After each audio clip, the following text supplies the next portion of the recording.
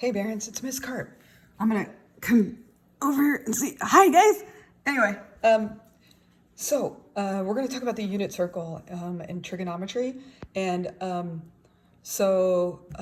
frequently we talk about reference angles here for a unit circle. So when they say unit circle, what is a unit circle?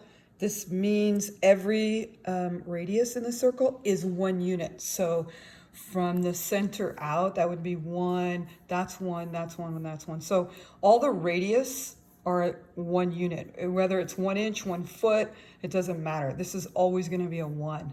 So you'll notice that this circle looks like it's at the origin. The center is at the origin here, and we've got our different quadrants, as you can see. Now, the thing that's really cool about working with the unit circle is if you know this quadrant, if you know the first quadrant values, you'll know all of them because all they do is basically just change sign. So the first thing we're going to do is we're going to list our degrees with green. So the degree here would be 0 degrees here. So we start in the initial position and we're going to go counterclockwise. So if this is 0, then straight up would be 90 degrees. If we take that and we split that and divide it in 2, in other words, fold this over, this is going to be 45 degrees. Okay, this one's 30 degrees and this one is 60 degrees. So we've got 30, 45, 60, 90. And then this is chopped up all the same. So you'll notice it has symmetry. And you could just keep adding 30. So if you 30, you get a 60, and then you get a 90. And then after you do that, here you get 120 degrees. And then you would have 150 degrees here. And then this is over to 180, right? So if you start here and you do half a circle, you're 180 degrees. I know you guys know that. This would be 210 degrees. This one here would be 240. This one here is 270 degrees. This one here would be 300 degrees. This one here is 330. And then if we come back to the start point, this would be actually 360. So one whole complete revolution would be 360. Also, if you added 45, so 45, 45, 45, that would put you here. This would be at 135. Add another 45, you're at 180. Add another 45, you're at 225 degrees. Add another 45, you're at 270. Add another 45, and you're at 315. So it's just a circle that's been chopped up. So those are all the degrees. Now we're going to go look at the radian measurement.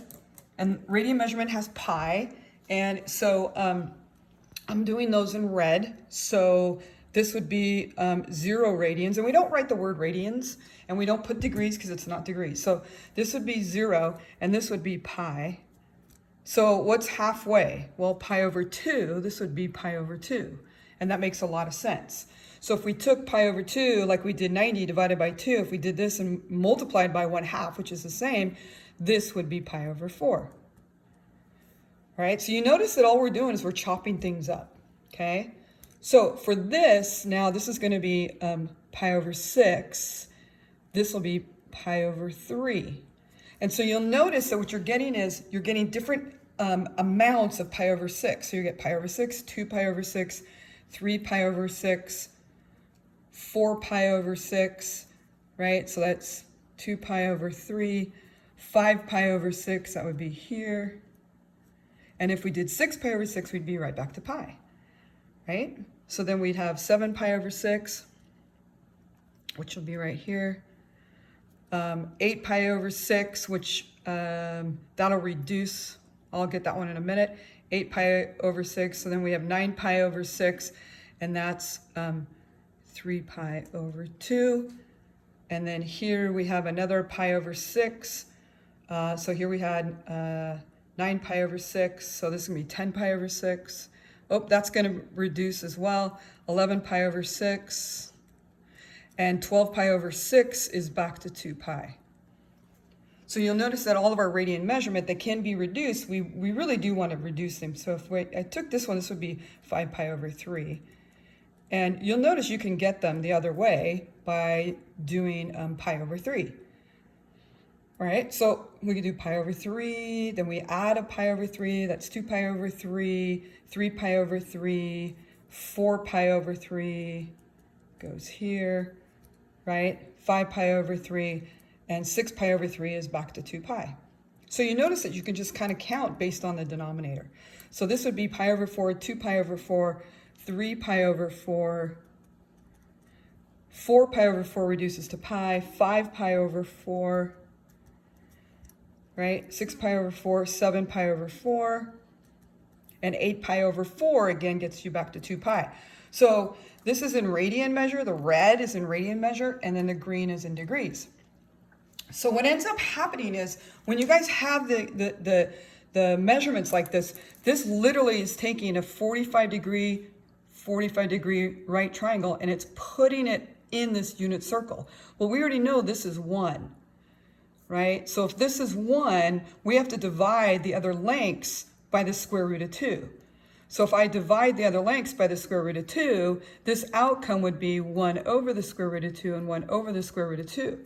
But we wouldn't write it that way. We'd write it the square root of 2 over 2 and the square root of 2 over 2, so that we know that this side are the same length. So this height is actually this, and this length here is actually this. So this takes care of your x direction, and this takes care of your y direction. So then what would happen is, all I need is this. I can go get all the other ones because this triangle just flips over. So it'll just flip over and it'll sit right here, right? So you still know that it's the square root of 2 over 2 and the square root of 2 over 2, but in quadrant 2, x's are negative. So then this would flip down here, and this would be square root of 2 over 2, square root of 2 over 2, but both of them are negative in quadrant 3. And then the last one here, again, square root 2 over 2, square root 2 over 2, and the y is negative because it is in quadrant 4. So, with a pi over 6 radian measurement here, this value is going to be 1/2, and this value is going to be the square root of 3 over 2. And these are derived from our special right triangles. So if I wanted just a single x, I'd divide by 2. So there's your 1/2, and then this would be square root of 3 over 2. So that's where those are coming from. So I could take every one of my pi over 6.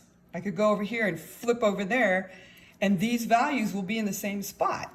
So again, for this I'd have square root of 3 over 2, and I'd have 1/2, but in this quadrant the x's are negative. Then I would come over here and flip down here, just like I did with my triangles. This would be the square root of 3 over 2. This would be 1/2, but they're both negative because in quadrant 3, both of them are negative. Then I take it and I'd flip over this way, and I'd get the square root of 3 over 2 and 1/2, and that would be, the y value would be the negative 1. So you'll notice that this triangle here has a 30-degree angle. All right, so this is a 30-degree angle, and I've got these triangles that are sitting here. All right, so if I take this and I flip this over, and I make this a 60-degree triangle, you notice that these two just switch spots. That's all they did. So now, the exact values, this one is 1/2, and this one is the square root of 3 over 2. And now I can start flipping this around and fill in the other spots, because all we're doing is putting different triangles, or the same triangle, in different places on the unit circle. So this will be 1/2 square root of 3 over 2, but the x's are negative. This will be negative 1/2 negative square root 3 over 2. This one will be, we're going to flip over here, this one will be 1/2 and square root 3 over 2, and that'll be negative. So I've got all of my angles in terms of their ordered pairs, the radian measure, and the degrees, except for the quadrantal angles. But these are super easy.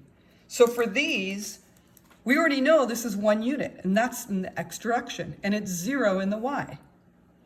Then we know this one is 1 unit in the y direction and 0 in the x. And this is 1 unit in the negative direction for x and 0y, and this one is 0x and negative 1y. So I've got my whole unit circle all filled in. And what we're going to ask you guys to do is we're going to ask you something like, okay, so what if I asked you for what's cosine at 30 degrees? What's its value? You go cosine 30 degrees would be the square root of 3 over 2 on the unit circle. And sine at 30 degrees would be 1/2. And what if we said, what if we want cosine at 5 pi over 6? So we'd go, let's go 5 pi over 6, right? And the cosine would be negative square root 3 over 2. So that's what this means. Each one of these is a cosine sine based on where you are on the unit circle. How far around are you going? So that's what that means. All right, Barians, have fun with this. You're going to want to print out one of these and fill it in. See if you can do it by hand. But there's a really cool game site that that'll give you the same unit circle, and it'll give you one. It'll say, hey, where do you think this goes? So it's kind of cool. Check it out. All right, miss you guys.